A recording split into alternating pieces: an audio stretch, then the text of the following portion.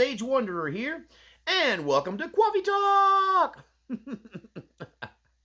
Today we're going to talk about the Mandela effect, CERN, interdimensional demons, quantum physics, and Reba McIntyre. Don't. That's a combination, huh? But before we get into that, I want to thank all of you who support this channel. Your donations keeps the lights on here in the cabin, in the woods, and keeps these videos coming. I would like to point out, though, that January is always a tough time around here. People are still strapped, recovering from their Christmas. And so January is really tough, and my February bills, I'm always coming up short every year, and this year's no different. So if you'd like to become a supporter for the first time of the channel and kick me some donations this direction so I can make bills at the first of the month here in February, then please follow the links in the description below to Cash App, to PayPal, and to my post office box. And God bless every one of you who helped me out here and keep the lights going and keep the channel afloat. So thank you. All right. So the Mandela effect. I won't go into too much depth on that and give you the big history of it. I think most people viewing this video probably have an idea of what the Mandela effect is all about. And the big question is, what is it? What caused it? And, is it real? And I got to say that I've become a firm believer in the Mandela effect. And if you hang on to the end of this video, I'm going to share with you my newest Mandela effect is very personal for me concerning Reba McIntyre. And I want to know what universe you're from or how you remember this event. But the theory of the Mandela effect is really based on quantum mechanics and quantum physics. It's the idea of the multiverse, that our existence, and let's just look at our planet and just narrow it down to our planet. On our planet, there is our reality, right? Our history. But parallel to us, existing in another universe, is another version of our world, another version of our history. And for example, in this reality, I'm Sage Wanderer. In another reality, I'm a rock star, right? I made different decisions that led me there. I took the deal potentially. In other ones, I became a big television preacher. In another reality, maybe I didn't get married and have kids at all, or maybe I married somebody else and had 10 kids, right? That every decision we make, and this is something that is not just a hypothesis, that has become more of a theory backed up by science, that every time we make a decision, it creates a new universe. And so I want to stop right there and go, if you think that sounds absurd, and you start doing the math in your head and it gives you a headache, right? I want to offer you this. When the old men of the Christian faith and the old men of Judaism told you that you are incapable of understanding how big God is, how big our universe is, if you could just understand that we're one page in a volume, and that we can't wrap our minds around the enormity of God and his power, that he could manage a situation where there are multiple universes, thousands of millions of universes, billions and billions and trillions and numbers unquantifiable of universes out there, right? Every decision you ever made a different, like there's a world where I didn't make a video today and things went different for me, right? I created a new world by making a decision to make this video. Mind-blowing, mind-boggling, right? And the concept of the Mandela effect is that somehow two or more of these realities, two or more of these alternate universes were merged. And I won't break your brain or give you a headache by trying to explain quantum mechanics and quantum physics, how this is possible. Not only is it possible, science seems to support this concept. And at some point, it will probably be recognized as our reality, that multiple universes exist. I won't get into the science of that, not only for your benefit, but also because it gives me a headache. And I will say this, I had an interesting night last night. Don't study quantum mechanics and then go to bed. You will have some way crazy dreams. I had a really weird multi-universe dream last night. But I woke up this morning knowing what I wanted to make this video about. So the Mandela effect is the concept that one or more of these universes for some reason collided. And a lot of people really look back to the 80s and 90s, but something specific really happened in 2012. 2012, I think most people will recognize that the world underwent some incredible changes. That's my perception anyway. That the world prior to 2012 was a place of higher morals where people still believed in the truth, where people still at least tried to keep their wedding vows, where people still could have faith in the government to some degree or another. And politics, although we had our differences, was never a reason to end a relationship, a friendship, or a marriage over. And these riots in the streets and people wanting to destroy the system and start over, and the era of Donald Trump and all of that had not been imagined. And sometime around 2012, the world changed. You know, YouTube purged a lot of the videos on conspiracy theories over the last 5 or 6 years. Really, they started in 2018 by taking Alex Jones off the air and deleting hundreds of thousands, at least tens of thousands of videos that he had on many topics, these topics included. And so a lot of the stuff that I saw early on when I started this channel back in 2017 is gone now. A lot of these stories are gone, but I saw stories of people who claimed that their spouse changed overnight in that 2012 to 2017 era of time. That they went to bed, everything was normal, they woke up the next morning, and suddenly their spouse, their favorite food is no longer their favorite food.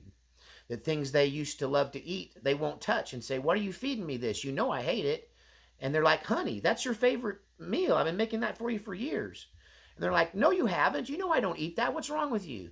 And that divorces happened over this. I know a woman in particular who claims that just overnight, her husband became a different person, that he really wouldn't even respond to her, that he expressed the fact that he felt she was so different and she believed that he had changed overnight.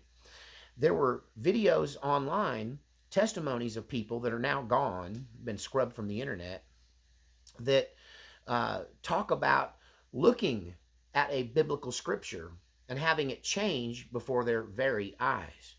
Well, what could cause that? So, the best way for me to explain to you the idea of a multiverse and how big God's reality is compared to how small our reality is imagine a library. Y'all remember those things before they were just computers? Back when they actually had books, right?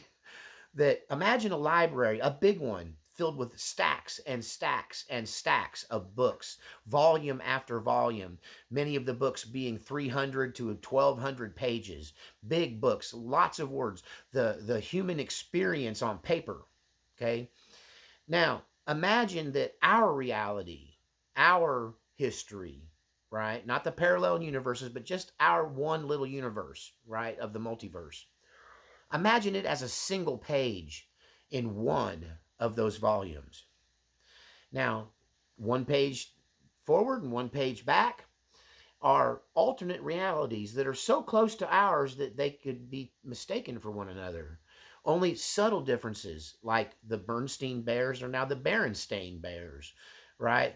The Ford logo now has a curlicue on the F, right? Captain Crunch is now Cap'n Crunch.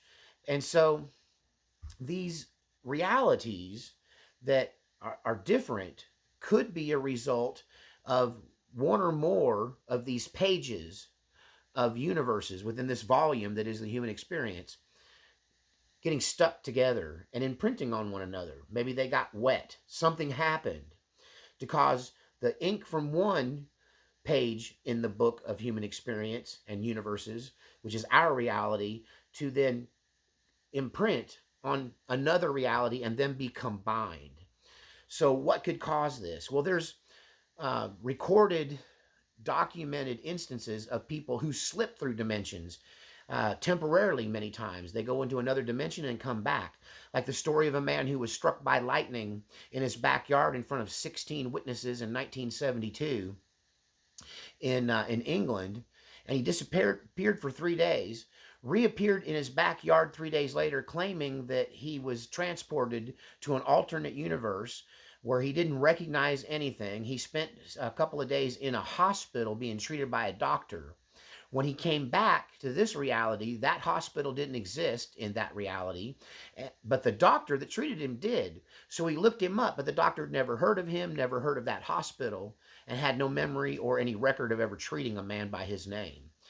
And there are many cases of this interdimensional slip from one universe to the other where it's similar but not exactly the same. And so a lot of people think that CERN, the scientific organization in Switzerland that has been experimenting with a quantum accelerator, a particle accelerator rather, a where they take subatomic particles and they smash them together to try to recreate the Big Bang Theory, not the show, the actual theory. And they claim to have discovered the God particle, the moment in the thing that happened when God said, "Let there be light," and there was, right? The very beginning of creation. And some claim that they've already discovered antimatter and they have a small amount of it carefully stored and ready to be utilized. That's a whole nother show. But other whistleblowers say that when they did this thing, when they did this experiment, that not only did it cause the Mandela effect and the melding of two different but similar universes, and people from that universe were put into this one, and people from our universe were put into that one, right?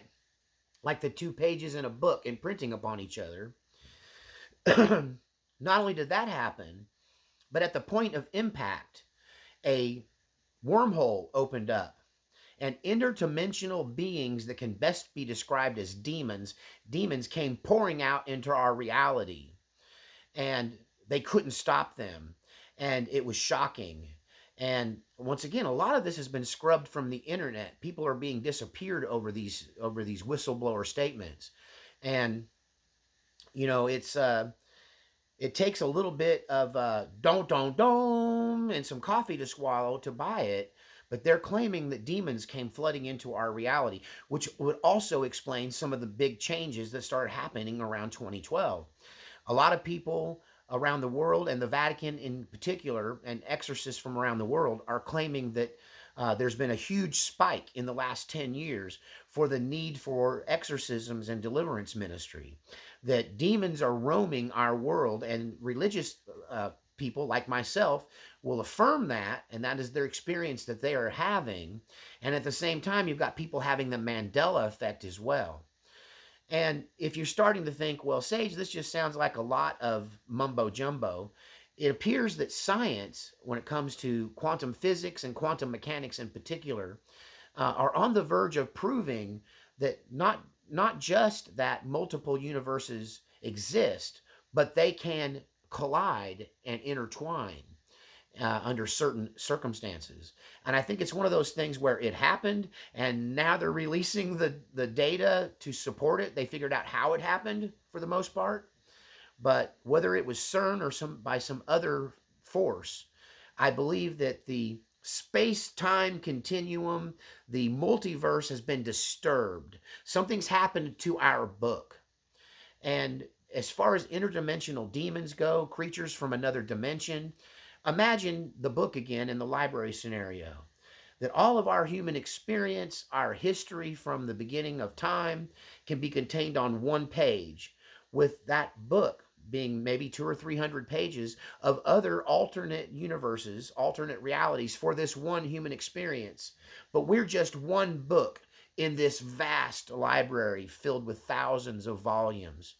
So there are creatures unimaginable. God is bigger than you could imagine. When you start to claim that God is huge, but he only created humans, he only created this earth in this vastness of space, that he only created this dimension in the possibility of the multiverse, you are limiting God, and you're showing how your brain isn't big enough to wrap your mind around God. Imagine a God that can manage every human being on every page on the human experience, and then have creations of multiple universes. That the difference between that human book on one end of that library of God and that alien or interdimensional demon book on the other end, how vast is it's beyond your mind to comprehend.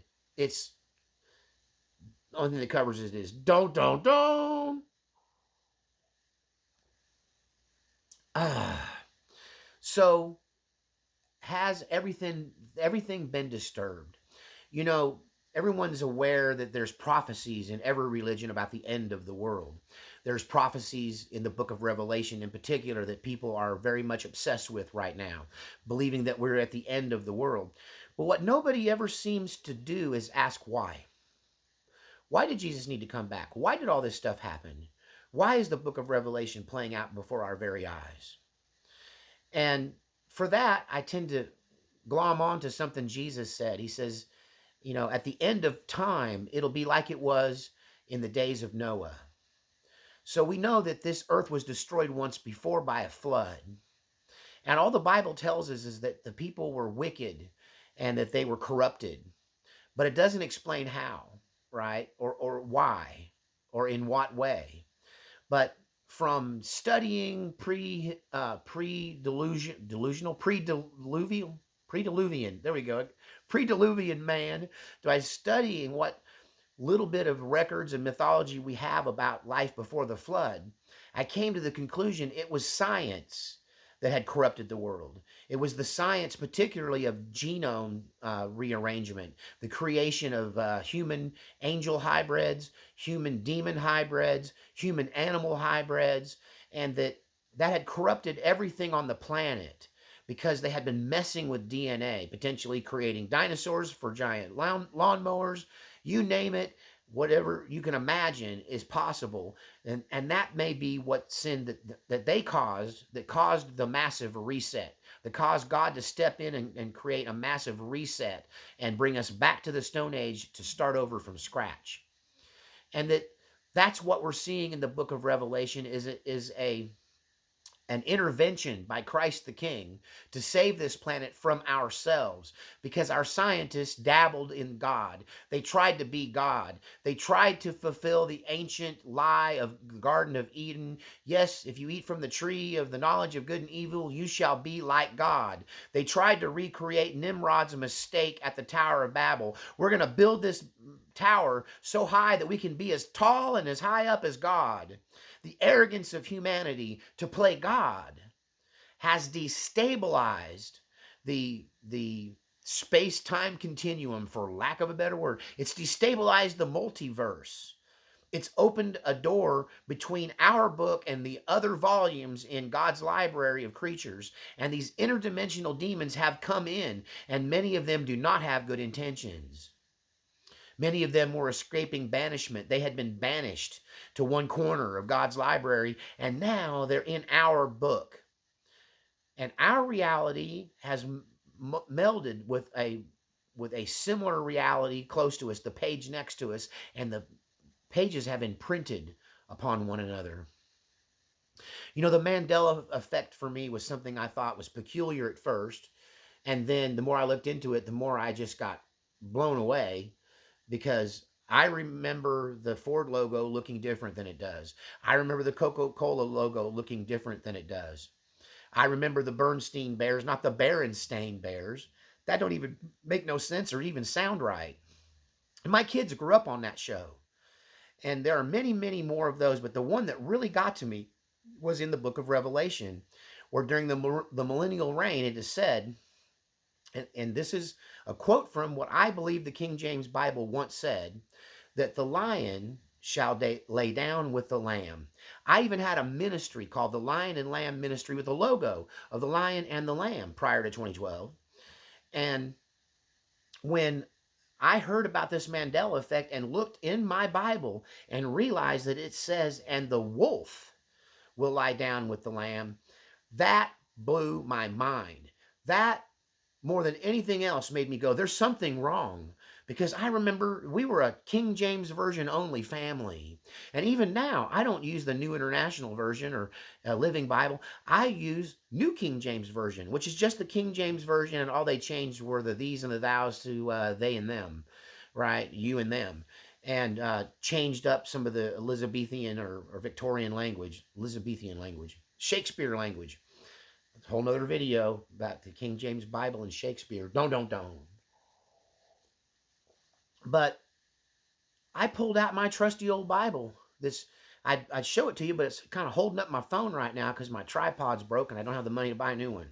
So, and I got a stack of boxes, and my Bible's part of this stack, holding up my camera right now.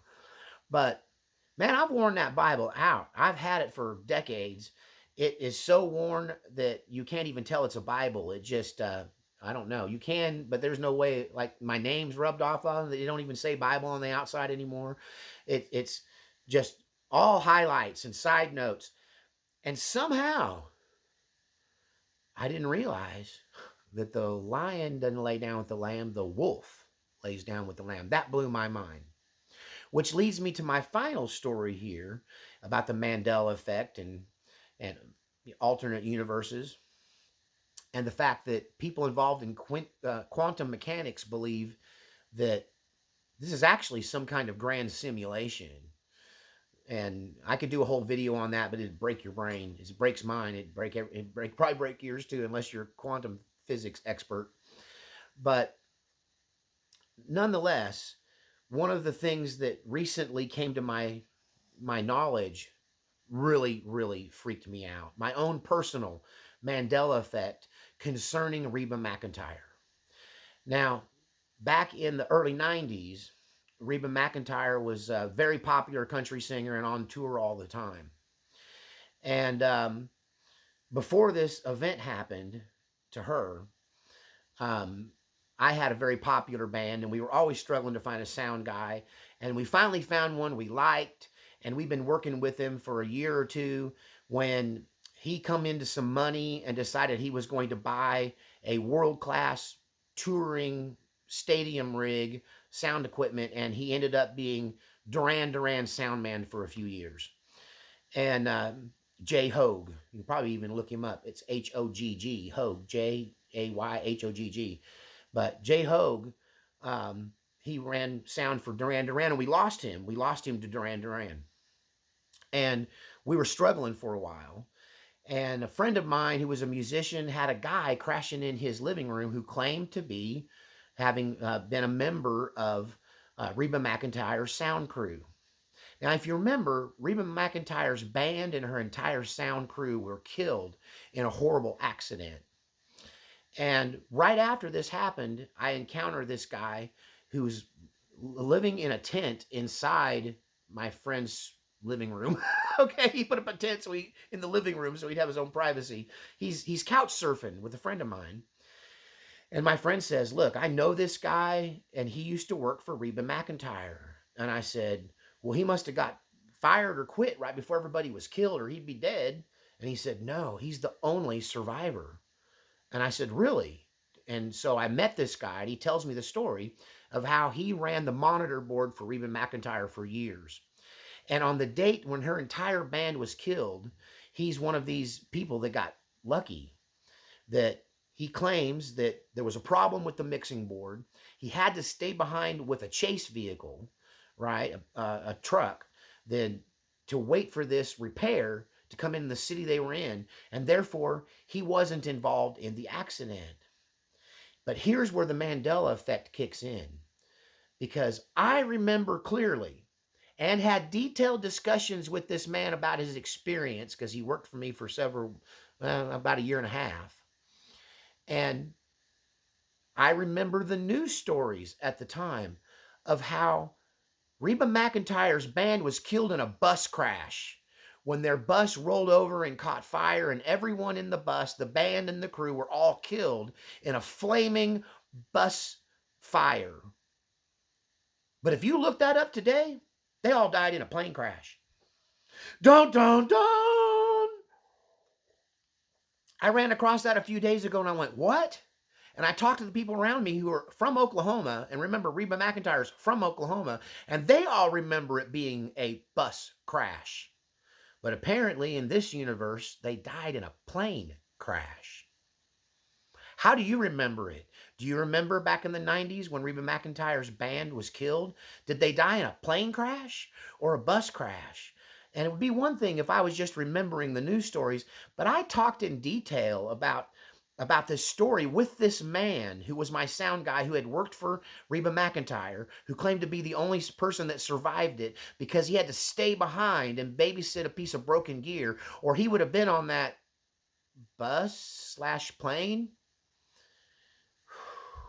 Hey, if you've got any Mandela effects that really blow your mind, leave them in the comment section. What do you think about CERN? Did they open up a door and let interdimensional demons come flowing into our world?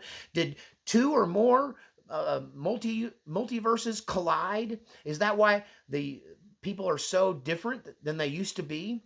Was that explainable by just the normal changes of society, or did something happen between 2012 and 2016 that affected our reality? You can't say that it is made up or unscientific, because quantum physics and quantum mechanics experts will tell you they believe the multiverses are real and they can cross over under certain circumstances. Tell me what you think in the comments section. Don't forget to give me a thumbs up, leave me a comment, share the video, check your subscription because they unsubscribe you, and tell me what you think about all these things. And how do you remember that Reba McIntyre thing? Bus or plane? Let me know in the comments section below.